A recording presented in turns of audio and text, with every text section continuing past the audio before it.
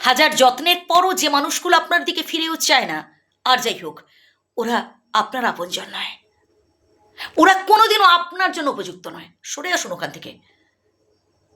কেন চোখের জল ফেলছেন? কেন কাঁদছেন?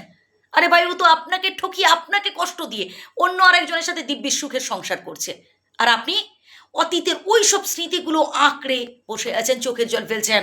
না কোনো কাজ ঠিকঠাকভাবে করতে পারছেন, না কোনো কাজে মন দিতে পারছেন। ভাই, ভুলটা তো আপনিই স্বয়ং করছেন।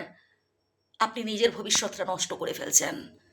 কেন নিজেকে মোটিভেট করছেন না? কেন নিজেকে ইন্সপায়ার করছেন না? বরং নিজেকে এমনভাবে তৈরি করুন যাতে ওই মানুষটাকে একদিন কাঁদতে হয় যে আপনাকে ভুল বুঝেছিল, একদিন আপনাকে ভেবেছিল যে আপনার দ্বারা কিচ্ছু হবে না, আপনাকে ইউজ করে ছুঁড়ে ফেলেছিল, মানে তার স্বার্থে আপনাকে ব্যবহার করেছিল, স্বার্থ ফুরিয়ে গেছে, আপনাকে ছুঁড়ে ফেলেছে। তাই প্রিয় ভাই আমার, নিজেকে মোটিভেট করুন, নিজেকে ইন্সপায়ার করুন। আয়নার সামনে দাঁড়িয়ে দেখুন যে আসলে আপনি কতটা পারফেক্ট আপনার কাছে। নিজেকে গুরুত্ব দিন। এই পৃথিবীতে আপনি যদি নিজেকে অসহায় ভাবেন, প্রত্যেকে আপনার অসহায়ত্বের সুযোগ নেবে, প্রত্যেকে আপনার দুর্বলতার সুযোগ নেবে।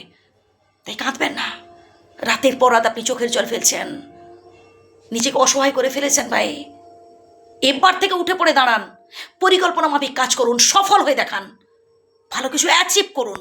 প্রত্যেকে আপনার সম্মান করবে, প্রত্যেকে আপনাকে শ্রদ্ধা করবে। ও কোনোদিনও আপনার প্রিয়জন ছিল না। যারা প্রিয়জন হয় তারা কোনোদিনও আমাদের ঠকাতে পারে না, তারা কোনোদিনও আমাদের ছেড়ে যায় না। ও কোনোদিনও প্রিয়জন ছিল না ভাই। ওটা ছিল একটা আলিয়া, ওটা একটা আলিয়া। আর আলিয়া না আমাদের জীবনটাকে ছারখার করে দেয়। তাই আলিয়ার পেছনে আর ছুটবেন না।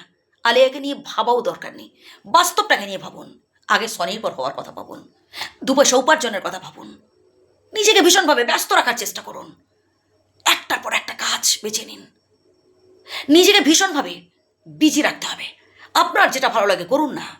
গান শুনুন, খেলা দেখুন, মজার মজার গল্পের বই পড়ুন, অবসর সময় নানান ধরনের সমাজসেবামূলক কাজ করুন, দেশের কথা ভাবুন, দশের কথা ভাবুন। যে মানুষটা বিপদে পড়ে আছে ভাই, ছুটে যান, তাকে সাহায্য করুন। এইভাবে নিজেকে ভীষণভাবে বিজি রাখুন।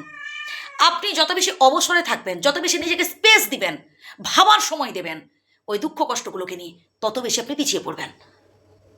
এত তো ভাবলেন, জীবনে কিছু ডেভেলপ করতে পারলেন ভাই, বরং নিজেকে পিছিয়ে রেখেছেন।